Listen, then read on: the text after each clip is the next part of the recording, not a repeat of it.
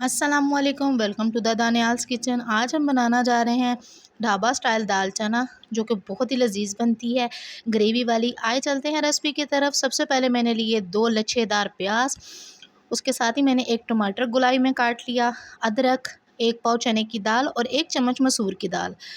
उसके बाद मैं लेती हूँ दाल को भिगो, अच्छे तरीके से धो के मैं भिगोऊँगी। इसको मैं रख दूँगी 10 से 15 मिनट एक साइड पे। उसके बाद मैंने कुकर में लिया 2 कप ऑयल। ऑयल मैंने ज़्यादा इसलिए लिया कि इसकी ग्रेवी और तरी अच्छी सी बने। उसके बाद मैंने डाल दिया प्याज। प्याज को मैं करूँगी जब हल्का सा फ्राई, और उसके साथ ही मैं डाल दूँगी आधा चम्मच ज़ीरा, ताकि ज़ीरा भी अच्छे तरीके से भुना जाए। इस तरह से ये देखें, आधा चम्मच मैंने डाल दिया ज़ीरा। अब इसको भी मैं फ्राई करूँगी।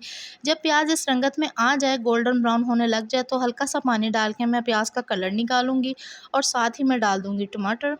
टमाटर को भी अच्छे तरीके से मैं इसके साथ भुनाई करूँगी। भुनाई करने के बाद अब चलते हैं मसालों की तरफ। सबसे पहले मैंने डाला है सूखा धनिया 1.5 चम्मच। उसके साथ ही मैं डाल दूँगी हल्दी 1 चम्मच। साथ ही मैं डालूँगी नमक 1 चम्मच। नमक आप बाद में चेक करके अपनी ज़रूरत के मुताबिक भी डाल सकते हैं।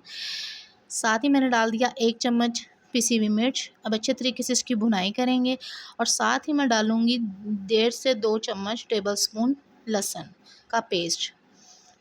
वीडियो मेरी यहाँ तक वॉच किया करें ताकि आपसे कोई स्टेप मिस ना हो। साथ ही मैं डालूँगी 1 चम्मच चाट मसाला।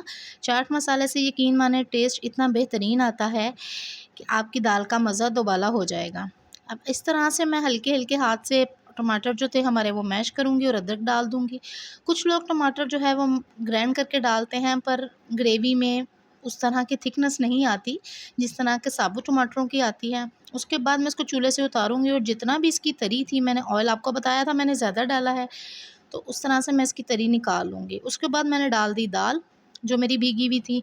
अब इसके अंदर मैं अच्छे तरीके से मसाला मिक्स करूँगी। मैं आपको दिखाती हूँ इस तरह से अच्छे तरीके से इसके अंदर मसाला मिक्स करके अब मैं डालूँगी इसमें पानी। मैंने टोटल 3 गिलास पानी डाला है, क्योंकि मैंने हल्के शोरबे वाली दाल बनानी है, तो उसके लिए 3 गिलास पानी परफेक्ट है। ये स्टील वाले गिलास की मैंने मेजरमेंट की थी और 3 गिलास मैंने पानी डाल दिया इस तरह से। और इसको अब मैं कुकर लगाऊंगी। कुकर कम से कम 15 से 17 मिनट आपने बुलवाना है। उसके बाद जब इसकी स्टीम खुद ब खुद निकल जाए, इस तरह से वेट उठा के आप देखें, दाल माशाल्लाह से दाल बेहतरीन हमारी गल चुकी है और हल्का हल्का शोरबा भी है इसमें, इस तरह से। इसके बाद मैं फिर दोबारा से इसको चूल्हे पे रख दूँगी। चूल्हे पे रखने के बाद मैं इसमें डालूँगी 1 टेबल स्पून काली मिर्च, और आप नमक चेक कर लें अपने हिसाब से अगर आपको नमक की ज़रूरत है। वैसे मैंने हल्का सा नमक डाला था इसमें। डालने के बाद मैं इसको ये देखें इस तरह से इसकी रंगत आ जाएगी। साथ ही मैं डाल दूँगी इसके ऊपर जो हमारी तरी थी। ये देखें कितनी ज़बरदस्त रंगत आ चुकी है इसकी। ये देखें रंगत बेहतरीन है, जैसे हम ढाबों पे खाते हैं अक्सर ख़मीरी और सादा रोटी के साथ। ये देखें माशाल्लाह से बेहतरीन तैयार हो गई। या आप इसमें गरम मसाले की भी एडिशन कर सकते हैं। अगर आपको मेरी वीडियो अच्छी लगी, वीडियो को लाइक करें, चैनल को सब्सक्राइब करें और बेल आइकन के बटन को दबाएं ताकि हर आने वाली वीडियो आप तक पहुंचे। और जो मैंने आपको रेसिपी सिखाई है वो अपने घर आप बेहतरीन से बेहतरीन बनाएं। आए चलते हैं सैलेड की तरफ। सबसे पहले मैंने लिए 2 प्याज, छिलके उतारे और इस तरह से मैंने लच्छेदार प्याज काटे। काटने के बाद अब मैंने फ्रीज़र में रखा हुआ था पानी जो फुल चिल था। अब मैं इसके अंदर वो डाल दूँगी वो पानी, इस तरह से। पानी डालने के बाद इसमें मैं डालूँगी हल्का सा नमक।